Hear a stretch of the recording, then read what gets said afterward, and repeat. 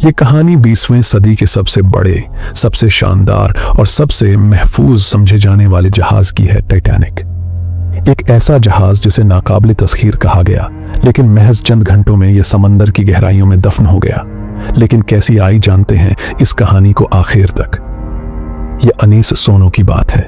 बरतानिया के शहर बेलफास्ट में एक ख्वाब हकीकत में बदलने लगा। व्हाइट स्टार लाइन नामी कंपनी ने एक ऐसा जहाज बनाने का मंसूबा बनाया जो दुनिया का सबसे बड़ा और सबसे प्रत्यक्ष जहाज होगा। हजारों मजदूरों ने दिन रात मेहनत की। 26,000 टन लोहा, 882 फुट लंबा ढांचा और 46,000 हार्स पावर के इंजन्स, ये सब कुछ मिलकर एक ऐसा जहाज है तश्कील दे रहे थे जिसे दुनिया ने पहले कभी नहीं देखा था। लेकिन एक बड़ी गलती पहले ही कर दी गई थी। जब जहाज के हिफाजती निजाम पर गौर किया गया तो इसमें सिर्फ 20 लाइफ बोट्स रखी गई, जबकि उसकी असल गुंजाइश 64 लाइफ बोट्स थी। क्यों? क्योंकि कंपनी का मानना था कि ज्यादा किश्तियों से जहाज का खूबसूरत डिजाइन खराब हो जाएगा। ये वही गलती थी जिसकी कीमत सैकड़ों जानों ने अदा की। अप्रैल 1912, वो दिन जब यह दिव्यकिल जहाज पहली बार समंदर में उतरा। साउथहैम्पटन, इंग्लैंड के साहिल पर हजारों लोग मौजूद थे जो अपनी आंखों से दुनिया के सबसे अजीम जहाज को रवाना होते देख रहे थे। इस जहाज पर 2208 लोग सवार हुए। इनमें दुनिया के सबसे अमीर लोग भी थे और वो गरीब मजदूर भी जो अमेरिका में एक नई जिंदगी की तलाश में जा रहे थे। पहली क्लास, यह दुनिया के अमीर तरीन लोग मौजूद हैं थे। उनके कमरों में सोने की बनी हुई सजावट, मखमली कालीन और दुनिया के सबसे कीमती खाने पेश किए जा रहे थे।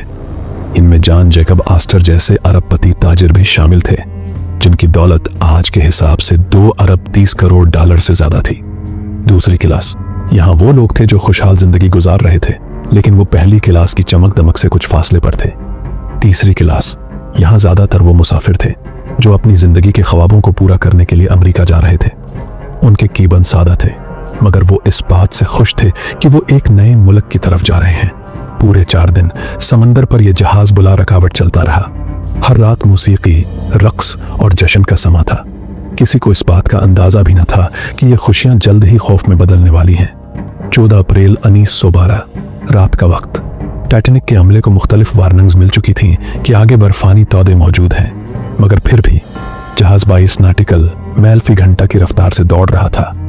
रात के 11:40 पर जहाज के नगहबान फ्रेडरिक फिलेट ने अचानक चीख मारी, आइसबर्ग सीधा सामने। लेकिन एक मसला था, जहाज के अमले के पास दूरबीन नहीं थी। रवानगी से कबल अमले के एक रुकन ने गलती से दूरबीन की चाबी अपने साथ रख ली थी, जिसकी वजह से जहाज के अमले को बर्फानी तौदा वक्त पर नजर न आ सका।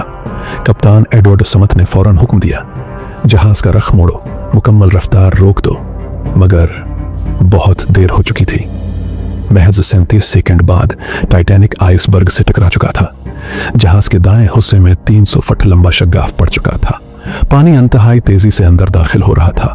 5 वाटर टाइट कंपार्टमेंट्स भरने लगे और डिजाइन की खराबी के बायस पानी एक के बाद एक दूसरे में बहता गया। जब जहाज के डिजाइनर थॉमस एंड्रयूज ने नुकसान का मायना किया तो उसका चेहरा फक हो गया। यह जहाज डूबने वाला है और हमारे पास ज्यादा वक्त नहीं।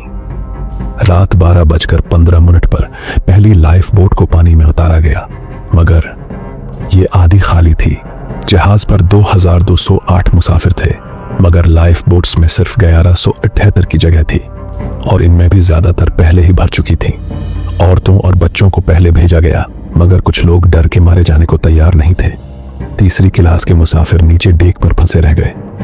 अमीर तबका लाइफ बोट्स में बैठ गया, जबकि गरीबों को मौत के हवाले कर दिया गया।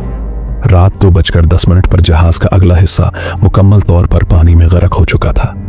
रात 2:18 पर जहाज 2 हो चुका था, हिस्सों में टूट गया।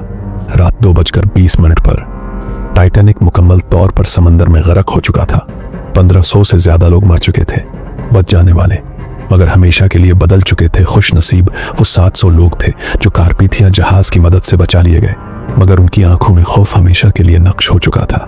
यह सिर्फ एक जहाज की तबाही नहीं थी, ये इंसानी गुरूर, लापरवाही और कुदरत के सामने बेबसी की सबसे बड़ी मिसाल थी। टाइटैनिक आज भी जिंदा है।